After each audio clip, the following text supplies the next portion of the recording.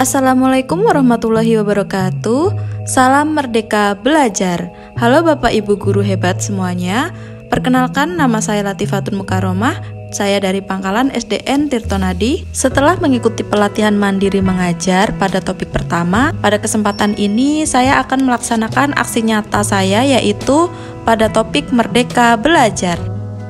Bapak Ibu guru hebat, setelah mempelajari topik Merdeka Belajar, kita diharapkan mampu yang pertama, memahami gagasan dan prinsip pendidikan berdasarkan pemikiran Ki Hajar Dewantara. Yang kedua, memahami untuk memfasilitasi murid agar tumbuh sesuai dengan kodratnya. Yang ketiga, menerapkan pembelajaran yang memerdekakan murid.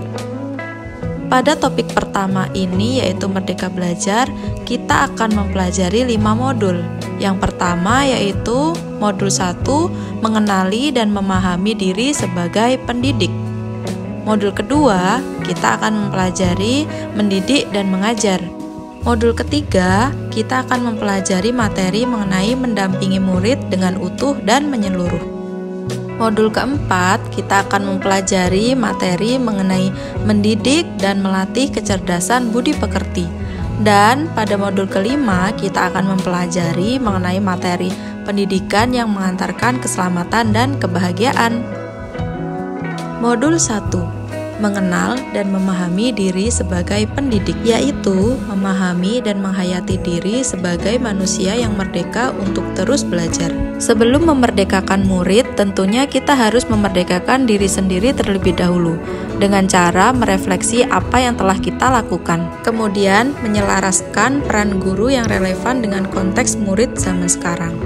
Dan bertutur kata lembut, mendengarkan pendapat, memotivasi untuk gemar dan senang belajar. Lantas, bagaimana mendidik dan mengajar pada kurikulum Merdeka Belajar? Modul 2, mendidik dan mengajar. Perlu kita ketahui bahwa sistem pengajaran zaman kolonial yang masih kita pakai sampai sekarang ini perlu kita rubah. Sistem pengajaran tersebut diantaranya yang pertama, meminta murid berdiri di depan kelas saat lalai mengerjakan tugas. Yang kedua, murid duduk rapi menghadap ke depan dengan kelas yang hening. Dan yang ketiga, melakukan perankingan berdasarkan nilai pengetahuan. Yang keempat, menyeragamkan pembuatan tugas. Dan yang terakhir, memukul murid karena tidak mengerjakan tugas. Modul 3, mendampingi murid dengan utuh dan menyeluruh. Dalam proses mendampingi murid, kita harus menyesuaikan dengan kodrat keadaan yang mana terbagi menjadi 2, yaitu kodrat alam dan kodrat zaman. Kodrat alam berkaitan dengan sifat dan bentuk lingkungan di mana anak berada. Kodrat zaman berkaitan dengan isi dan irama, yaitu disesuaikan dengan zaman anak tersebut berkembang. Sehingga dalam hal ini tidak ada individu yang sama dan zaman selalu bergerak dinamis. Menurut Ki Hajar Dewantara, dalam melakukan pembaharuan yang terpadu, hendaknya selalu diingat bahwa segala kepentingan anak-anak, baik mengenai hidup diri pribadinya maupun hidup kemasyarakatan, jangan sampai meninggalkan kepentingan yang berhubungan dengan kodrat keadaan, baik alam maupun zaman.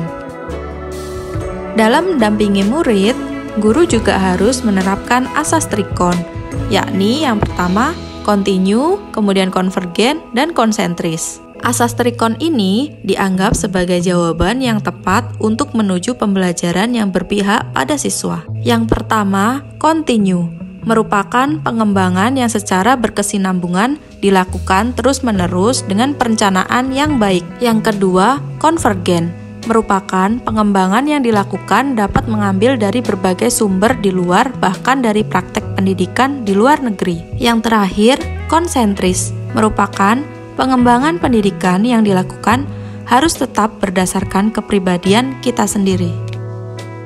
Modul 4, mendidik dan melatih kecerdasan budi pekerti. Dalam implementasi kurikulum Merdeka Belajar, guru hendaknya mendidik dan melatih kecerdasan budi pekerti dengan cara yang pertama, melatih keberanian berpendapat atau olah akal. Yang kedua, mengasah perasaan dan perilaku atau olah akal. Yang ketiga, memunculkan kehendak atau olah rasa. Dan yang terakhir, pendidikan dapat mempengaruhi bagian intelligible dan bagian biologis muridnya. Modul 5. Pendidikan yang menghantarkan keselamatan dan kebahagiaan. Yang pertama, pendidikan hanyalah sebagai tuntunan. Sudah bukan zamannya lagi guru mendikte murid, melainkan guru adalah fasilitator atas kodrat alam dan zaman murid tersebut. Yang kedua, setiap murid memiliki kodrat kekuatan atau potensi yang berbeda. Maksudnya, disesuaikan dengan kodrat alamnya dan kodrat zamannya. Yang ketiga, pendidikan tidak dapat berkehendak atas kodrat kekuatan dan potensi murid. Kemudian yang keempat, menerapkan sistem Among dan semboyan Ki Hajar Dewantara, yaitu ing ngarsa sung tulodo, ing madya mangun karso, tuturi handayani. Yang terakhir, menerapkan pembelajaran proyek serta digitalisasi pembelajaran. Adapun trisentra pendidikan yaitu keluarga, sekolah, dan masyarakat. Yang pertama yaitu keluarga. Karena keluarga merupakan pendidikan pertama untuk seorang anak, keluarga tempat seorang anak tumbuh sangatlah berpengaruh terhadap pendidikan seorang anak. Pendidikan keluarga menjadi dasar pendidikan seorang anak terutama dalam nilai-nilai agama, sikap, budi pekerti, serta cara pandang anak terhadap suatu hal. Yang kedua, sekolah. Sekolah merupakan rumah kedua bagi anak yang menyediakan pendidikan berbagai ilmu pengetahuan, keterampilan, budaya, serta budi pekerti.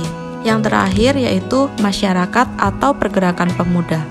Pendidikan di lingkungan pemuda dan masyarakat layaknya keluarga dan sekolah, sehingga sangatlah berpengaruh terhadap pendidikan anak, yakni tentang di mana anak itu bergaul dan berteman. Demikianlah pemaparan aksi nyata dalam topik Merdeka Belajar dari saya. Terima kasih sudah menyimak video ini.